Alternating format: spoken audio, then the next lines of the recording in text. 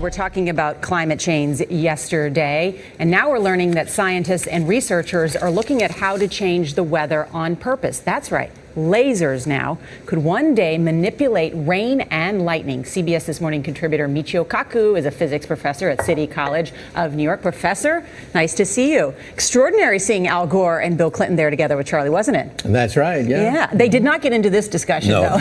But it is fascinating. I mean, lasers, really, to change the weather? That's right. Well, as Mark Twain once famously said, everyone complains about the weather, but no one ever does anything about it. Well, instead of doing a rain dance, we physicists are firing trillion-watt lasers into the sky to actually precipitate rain clouds and actually bring down lightning bolts. This is potentially a game changer. But this is experimental. It's experimental. However, in the laboratory so far it works. When you have water vapor and you have dust particles or ice crystals, you can precipitate rain. It condenses around the seeds. These seeds can also be created by laser beams. By firing trillion-watt lasers, you rip apart the electrons, creating what are called ions, and these ions act like seeds, like dust particles, bringing down rain and even lightning. Go ahead.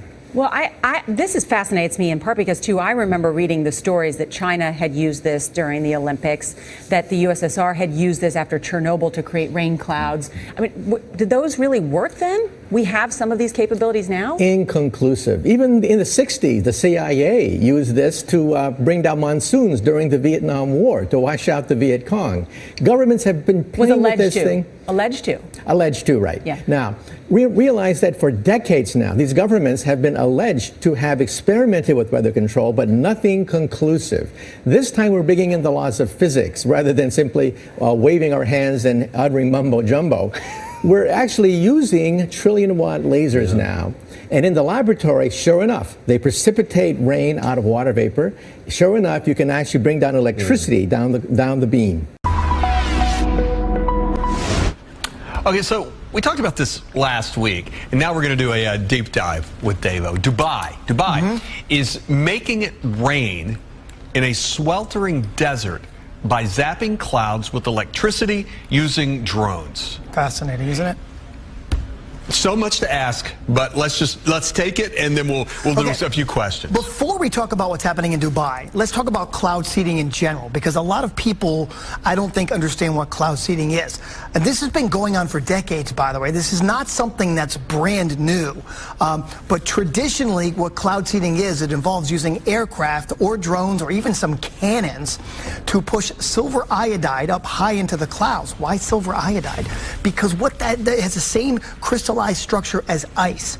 So once it gets up into the clouds, it starts to accumulate ice on it and these large raindrops, which helps, especially in a cloud mass that's not really going to rain. It helps to bring rain and especially snow down. So it works. It does work. We're here in Santa Barbara County, home to one of the longest running cloud seeding operations in the country. We've got some ground-based cloud seeding equipment right here, and we're going to get to hear all about how it works and see it in action. Let's check it out. Cloud seeding is the most common type of weather modification, and it has many different techniques and applications. Today, it's mostly used to increase rain and snowfall, reduce the size of hail, and reduce fog at airports. Traditionally, cloud seeding has been done from the air. So airplanes have had racks on them where these same flares are positioned on the airplane, and the airplane flies into the storm. So in order to reduce the cost to the client and reduce our carbon footprint, we've been able to station these on the ground. Now, we can do this in places where weather permits. Behind a barbed wire fence designed to keep away curious cattle, the cloud seeding gear awaits the right kind of weather. So these are referred to as AHOGs. That stands for Automated High Output Ground Seeding Systems. We've got three primary components of our equipment here. The first is the control module that you see behind me. Then we have our actual cloud seeding flares. The cameras for security. It also helps us observe weather conditions in real time and make sure that all of the equipment is operating correctly during a storm. Inside these canisters are the flares with the seeding agents. The canisters are used as spark arresters, so they prevent sparks from reaching the ground.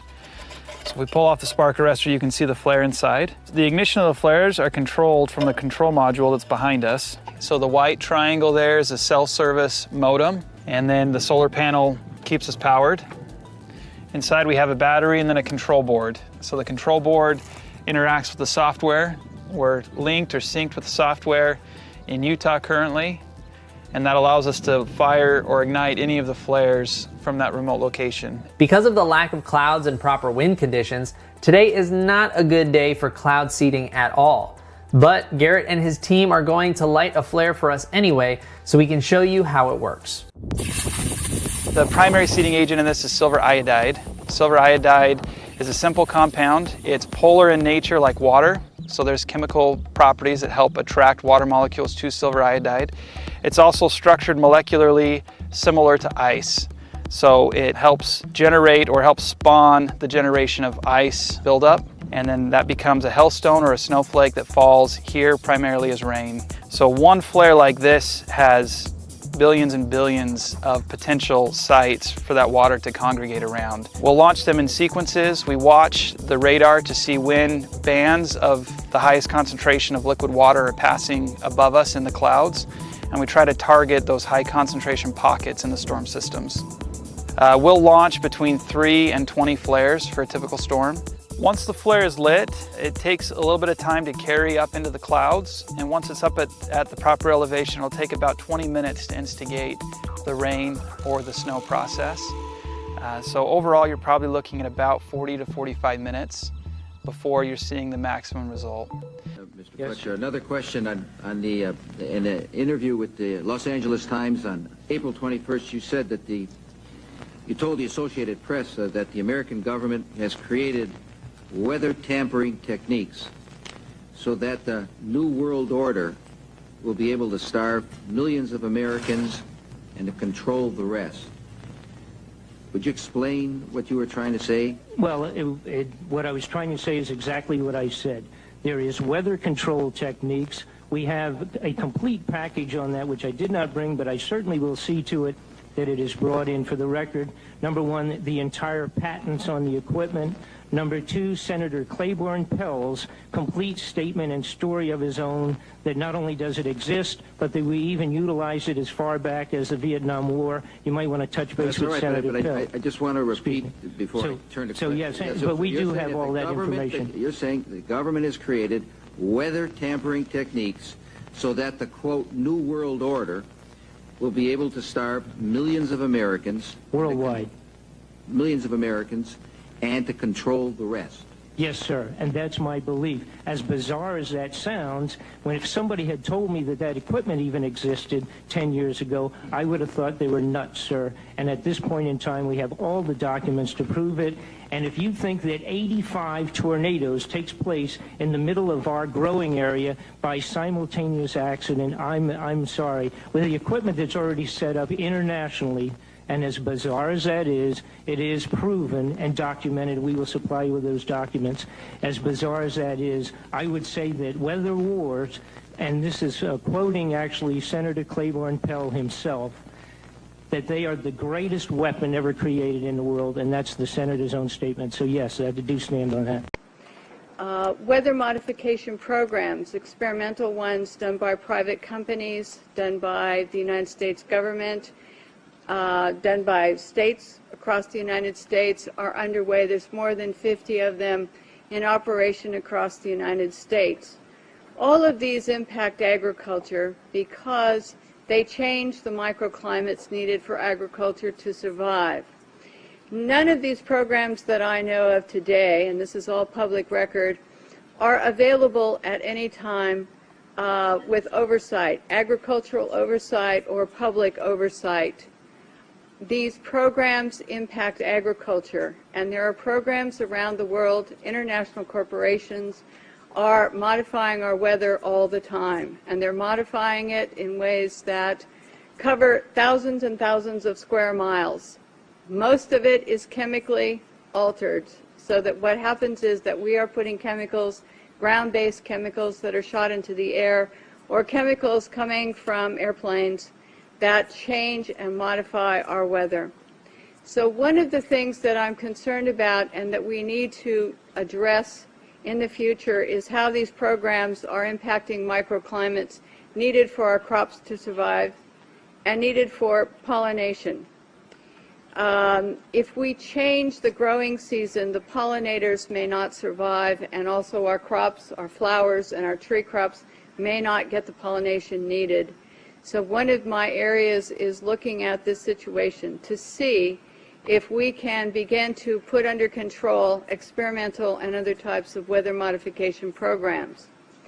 The other issue is that a lot of times we're talking about mitigation for climate change.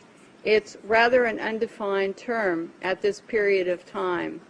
And so what happens is that many times we're talking about artificially putting chemicals like sulfur or particulates into the atmosphere in what they call geoengineering schemes to reduce and help the planet, supposedly, but help the planet to not go through such a tremendous global climate change and to mitigate global warming. However, the incidence of putting chemicals into our atmosphere is going to change and impact agricultural crop production.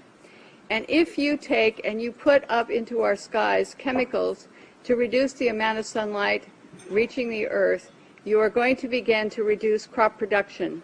Studies at the University of Illinois on corn crop production show reductions. Without the process of photosynthesis, whereby plants from direct sunlight gain the energy to grow, to produce crops, we are going to find ourselves, if we mitigate in that direction, impacting the crop production not only here in the United States, but worldwide. One of the things that is impacting crop production right now in the United States and reducing photosynthesis and also impacting the ability of solar power panels to generate the type of power that they should is persistent jet contrails. NASA talks about persistent jet contrails as exacerbating global warming because they trap warmth in the atmosphere when they produce cirrus and man-made clouds. NASA also talks about that these aircraft leaving persistent contrails are changing our climate. And when they change our climate to the degree that one jet can leave a persistent jet contrail which will spread across our skies from what this picture up here on my left on the screen looks like, which is a trail left by a jet, that trail can expand to 4,000 kilometers and last for 20 hours. This was unheard of in the early 60s and the 70s, and it wasn't until the late 1980s that there was a change and we started to have persistent jet contrails that persist. NASA studies show that part of our global warming problem could be attributed to these types of contrails and the jets that leave them. So one of the issues as we go through is, how do you like your skies, natural or man-made? And right now we are making man-made clouds, and this is trapping warmth in our atmosphere. The climate change that is produced by these jets, not all jets, mostly some non-commercial, but what happens to our skies is that we start to see the changes. The man-made clouds do trap the warmth, and they increase the humidity. This allows for pests to proliferate, diseases, molds, mildews, funguses, and viruses. This is a man-made cloud, ladies and gentlemen, and these pictures I took myself over Northern California, and this is a burst. This is where a jet left a huge plume, and then this turned in at the end of it to a burst, and this is not normal. And what happens as we reduce the amount of sunlight in a form of global dimming, we reduce the solar power with these type of clouds, and we reduce photosynthesis, which is going to impact agriculture. The pictures look odd. The formations don't look like normal clouds that people have seen before historically. This is another type of man-made cloud, and what we have done and what you're seeing here is we have the photographs from the times that the jet leaves the first trail as a thin, spindly trail to where they form into these different types of cloud formations. All of you can start looking up and seeing this. what happens is that there are experiments, and there's a color, you can see some color in this photograph. And part of what we're doing also is we're sending up canisters. The United States government, NASA, the U.S. Air Force, is sending up canisters into the atmosphere filled with chemicals to modify and experiment with our ionosphere. And when we modify and experiment with our ionosphere up here, we create experiments which they can see through these persistent jet contrails as they stay in the sky for long periods of time, and they can watch the experiments. The type of chemicals they are using are aluminum, barium, strontium, and these canisters are sent up on rockets, and what they do is they superheat the canisters to create experiments in our atmosphere. The experiments can give you colorful auroras, which they talk about as being wonderful.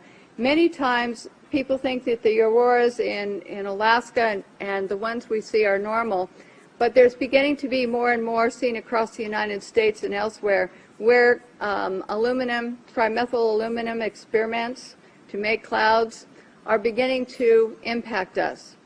The reason I am concerned for agriculture is that none of these experiments have any public oversight nor agricultural oversight. Our drinking water is impacted because the chemicals are now beginning to show up in our drinking water. In California, the State Department of Health drinking water tests were examined between 1970 and this year, and we found unusual spiking in barium, aluminum, strontium, magnesium, calcium, manganese, and all of these spiked at the same time in various drinking water supplies across the state of California and also in Arizona. So what's happening with these atmospheric tests is that aluminum, as one example, gets into, with increased pollution and acid rain, gets into the root systems of our crop trees and our trees, and it looks like the trees are dying of drought. But they're not. What happens is that the root systems can no longer absorb the water and the nutrients needed to survive. Many of our forests in Redding, California, and other areas are dying. The oak trees, the redwood trees, the Douglas fir, across the United States, many areas. We believe that these trees are impacted because they cannot absorb enough water because aluminum is going into their root systems. Also, molds, mildew, and fungus from warmer temperatures produced by persistent jet contrails are also allowing pests and molds to proliferate, also impacting tree health and crop health. We have at our disposal already some technologies and already the wherewithal to begin to make the planet more healthy and to put it into a different perspective. But if we go to the geoengineering schemes that are waiting in the wings, thousands of them, to put the particulates up and sulfur, then we are going to be in trouble with agriculture across the United States and around the world. It is time that we look at some different solutions that are already here, and it's time that we look at what's happening in our skies and say we don't need to add any more chemicals, we are doing enough. And what these experiments in our skies are doing with atmospheric heating and testing, we don't know, but the chemicals are showing up in our drinking water. Back in July, the Chinese Communist Party marked its centenary with a ceremony attended by tens of thousands of people on Tiananmen Square. Now, a report has just been released by Beijing's Tsinghua University revealing that the government artificially changed the weather for that event. Peter O'Brien, France 24's technology editor, is here to tell us more. Hello, Peter. Hello, Annette. It's not the first time that China has reportedly hacked the weather for a major event. Most famously, they did it for the Beijing Olympics back in 2008. So what made it different this time around? Well, it was as if by magic this time. So the centenary celebration started about 8 a.m.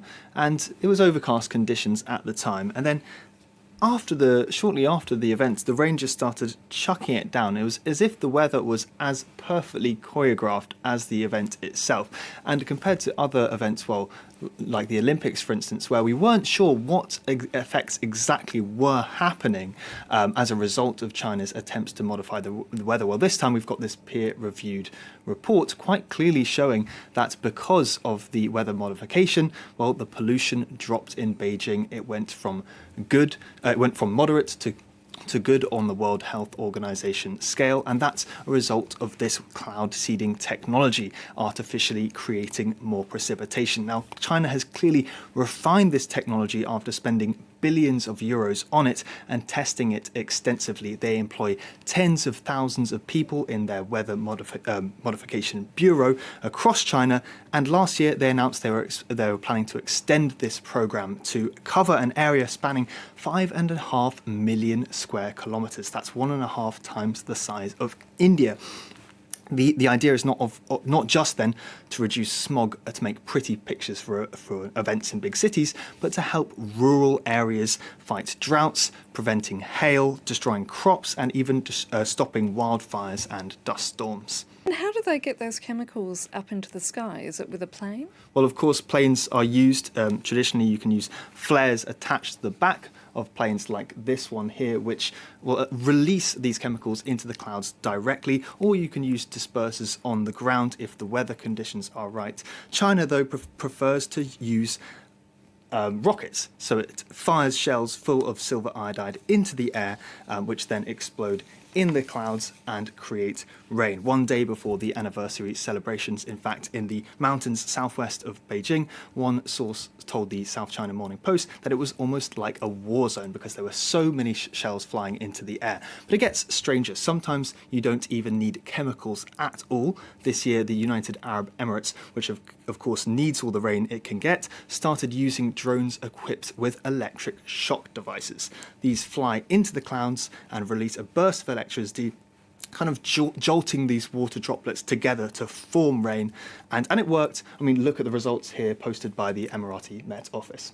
Now, humans literally are changing the weather, but some people are worried that we're playing God or playing around with Mother Nature, as is. Yeah, of course, that's a major worry. And it's inevitably spawned all sorts of conspiracy theories. Some people think there's a global nefarious scheme to control the weather led by Bill Gates. Of course, these are untrue, but there are legitimate reasons to fear the technology. It's been weaponized before. For instance, in the Vietnam War, the United States used cloud seeding to sort of prolong the monsoon season and disrupt the Viet Cong's supply chain. And partly because of this, so-called weather warfare is in fact prohibited under an international treaty.